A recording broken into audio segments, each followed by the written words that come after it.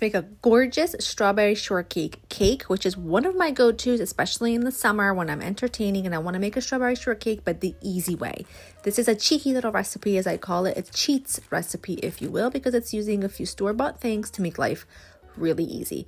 You're going to start off with a standard 15-ounce box of yellow yellow cake mix. Into that, you're going to add 2 tablespoons of instant pudding mix, and then you're going to add milk, eggs, sour cream, and some melted butter. Now, in this particular day, I actually didn't have any sour cream, so I just added a little bit more milk, but the recipe does call for sour cream, and I advise you to not skip it because it really makes the cake nice and moist.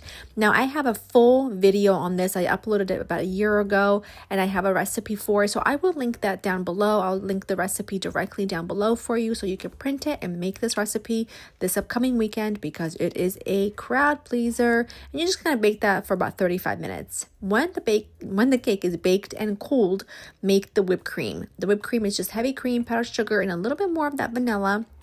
The instant vanilla pudding mix makes such a big difference and also makes a stabilized whipped cream, which means your whipped cream will not fall apart as your cake sits in the fridge for a few days.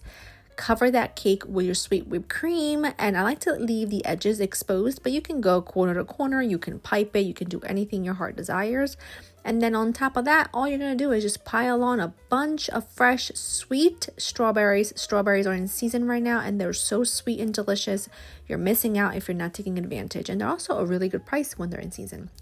And then just to add a little more sweetness, a little bit of glossiness, I like to take a couple of tablespoons of seedless strawberry jam. I add about a teaspoon or 2 of water and pop it in the microwave for about 10 seconds just to loosen it. And then I just drizzle that all over the place and just kind of makes it jammy and sweet and just gives you a nice little extra layer of goodness that I don't like to miss out on because I miss it when it's not there. And when that's all done, your cake is ready. Keep it in the fridge for a couple of days, eat it right away. It's totally up to you. It's a showstopper. Everyone loves it every single time, and it's really easy to make. I hope you enjoyed it. Like I said, the recipe is linked for you down below, and I hope you make it. Bye.